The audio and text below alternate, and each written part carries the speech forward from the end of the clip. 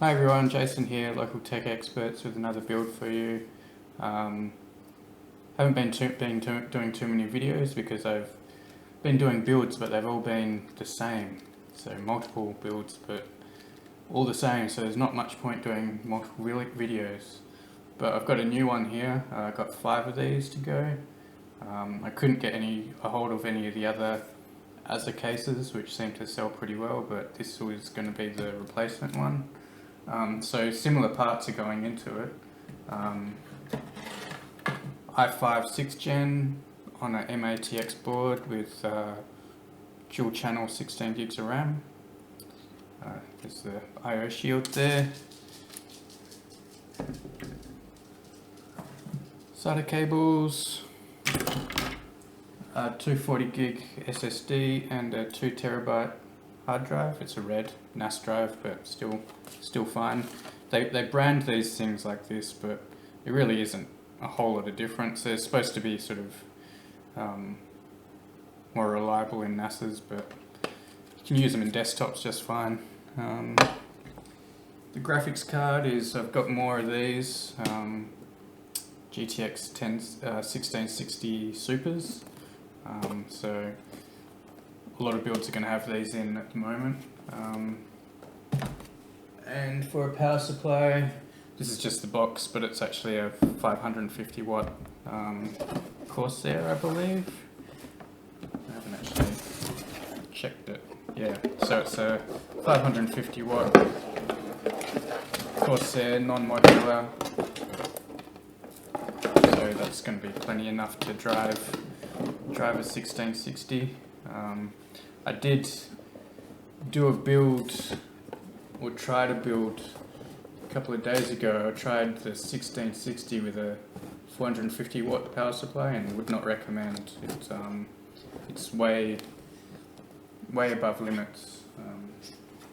It just shorts. So go something at 550 is probably the minimum I'd use with these.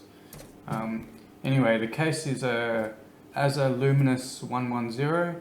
I've already done one build into this case, so opening it's not going to be too much surprises for me, but I'll open it up, give you guys a look.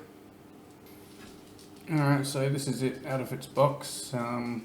So it's MATX case, plastic front, but it's got sort of a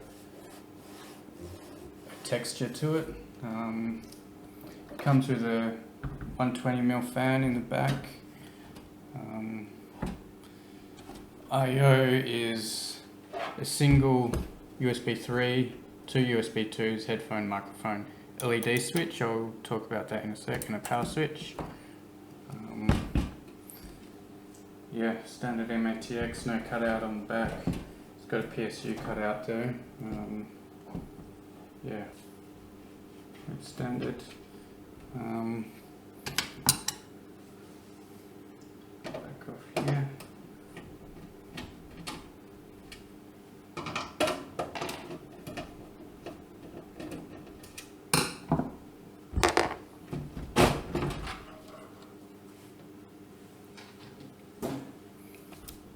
So it has two 3.5 inch or 2.5 inch drives in the bottom. It's got a Molex for the front LEDs. The rear fan is also Molex, so standard front headers. Going around to the front, there's actually an LED that shines from here down onto the Azza logo. I'm not a big fan of case manufacturers promoting their own brand. So if it was me, I'd be covering that up and just having, I don't know, something white there. But the LED button on the top changes the color pattern here. It's sort of reminds me of Cylons, if there's any Battlestar Galactica fans out there. The new series. Tempered glass panel, which I'll take off now. Just your standard PSU dust filter on the bottom. This case, it's it's maybe $10 to $20 cheaper than the Elise case, and it shows yeah, that Elise case is quite a bit nicer. So you take this panel off. At least the glass is thick still. Thin glass always makes me nervous. So on the inside it has two 2.5-inch bays here, room for two intake fans, 120mm intake fans, space for a radiator at the top, either two 120s, two 140s, or a 240 radiator. Yeah, a few cutouts in the front, another SSD slot here, so actually two. So you could have four 2.5-inch SSDs and two 3.5, so there's plenty of space for hard drives in this one. I